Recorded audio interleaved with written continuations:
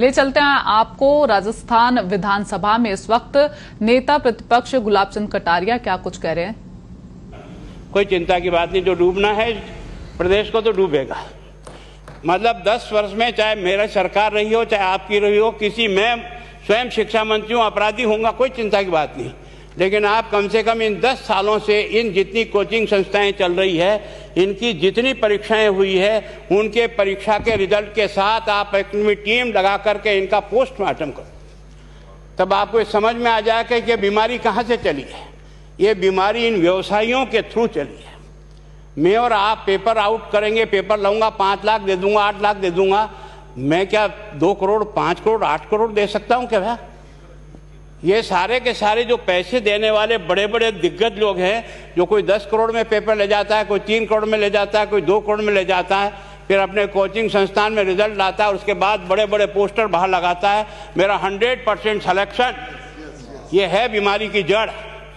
अगर मार करना चाहते हो तो यहाँ करो, तब तो जाकर के इसको कोई रोक सकोगे। बाकी से केवल मन को संतुष्ट करने का काम करो तो ये राजस्थान के उस गरीब बच्चे के साथ न्याय नहीं होगा, जो बड़ी मुश्किल से पढ़ता है, अपने घर में बूढ़े माँ बाप को भूखे मार के पढ़ता है और उसके बाद परीक्षा के लिए जाता है, रोता हुआ घर लौटता है।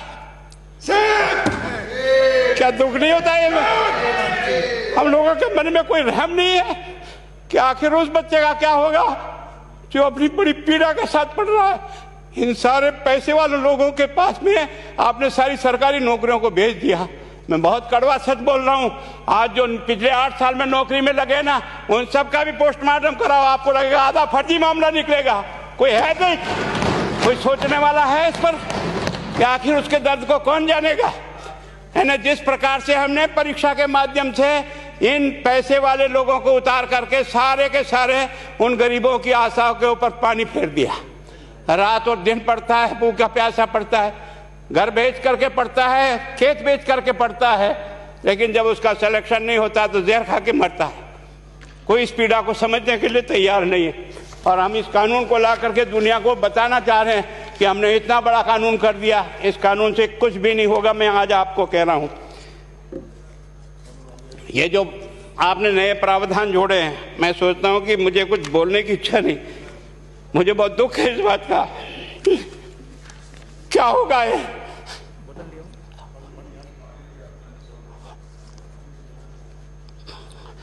किस तरह की गैंग पालनी है हमने? पानी पिला दो, है ना। मैं उस दिन भी पूछा था कि मैंने कहा ये शिक्षा संकुल पे है, जिन लोगों को ड्यूटी पे लगाया, इसको लगाने वाला दोषी कौन है, जिसके कारण से पेपर जो है ना काट करके निकाल दिया।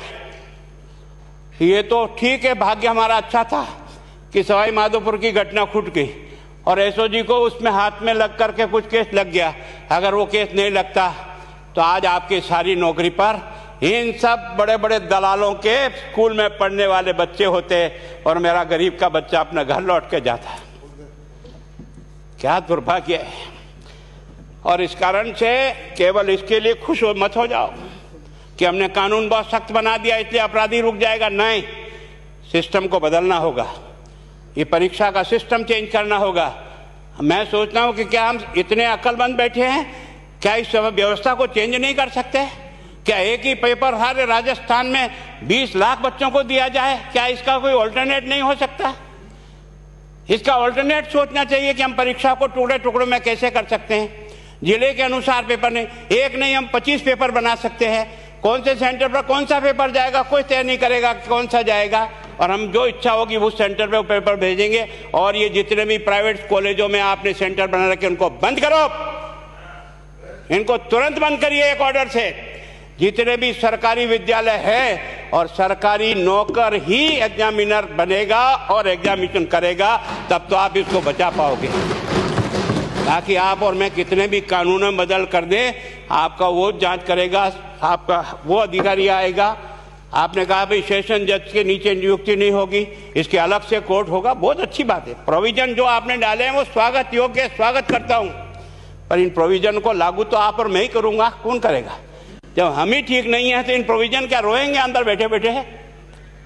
जब तक हमारा दिल और दिमाग ठीक नहीं होगा ना, इस बीमारी का इलाज नहीं होगा। हमने शिक्षा के मंदिर को भ्रष्टाचार की भट्टी में जलाकर खाक कर दिया। दुर्भाग्य हमारा, जहां से कोई आशा की किरण दिखती थी उस गरीब को कि चलो मैं अपनी मेहनत से आगे बढ़ जाऊंगा, लेकिन अब वो निराशा में आ गया। उसको लगा कि अब कोई रास्ता नहीं है। और इस कारण से मैं सोचता हूं कि आप जिस भावना से लाया, मैं आपकी भावना की इज्जत करता हूं, लेकिन केवल आपकी भावना इन बेईमानों को नहीं रोक सकेगी। इसको रोकने के लिए हमको सिस्टम को बदल करके और तुरंत उस पर ध्यान करना चाहिए। कानून 302 का बना हुआ है, क्या मर्डर रुक गए? आप भी जान रहे हो, रोज के रोज पोक्सो कोर्ट में आजीवन कारावास हो रहा, क्या व्यभिचार रुक गया है? अपराधी को दंड मिल सकता है, अपराध बंद नहीं हो सकता है। अपराध बंद करने के लिए जो सिस्टम होते हैं उस सिस्टम में चलो। एकमात्र इस देश में भ्रष्टाचार की भट्टी में देश जल रहा था, केवल और केवल एक तरह से प्रत्येक व्यक्ति का खाता खुलवाकर देश के प्रधानमंत्री में सारा का सारा बेनिफिट उसका सीधा खाते में डाला। बेईमानों को चोट लगी नहीं लगी, उस तरफ अपना दिमाग बचाओ, उस तरफ अपना दिमाग लगाओ। किस बीमारी का इलाज कहाँ है और कैसे हो, इस बारे में चिंता करने की कोशिश करो। मैं कई बार इधर सीकर और इधर गया तो मैं सोचता हूँ कोचिंग संस्थान की बिल्डिंग देंगे ना तो टोपी गिर जाए नीचे से। क्या चीज़ है यार, भगवान ने क्या लक्ष्मी वहीं बरसाई है। और जो बाकी संस्थाएं, उसका कारण यह है कि हमने अपनी दुकान को इतनी कमज़ोर कर दी है कि जहाँ बच्चे अच्छी तरह से शिक्षा लेकर के हम जैसे गरीब पढ़ करके यहाँ आ गए, अब वो रास्ते नहीं हैं। और इस कारण से मेरी बहुत विनम्र प्रार्थना है, इस बीमारी का इलाज चाहिए बच्चे को, कानून से नहीं होगा, कानून के अलावा होगा, और उसमें आप करें। धन्यवाद। Thank you. माननीय मंत्री महोदय।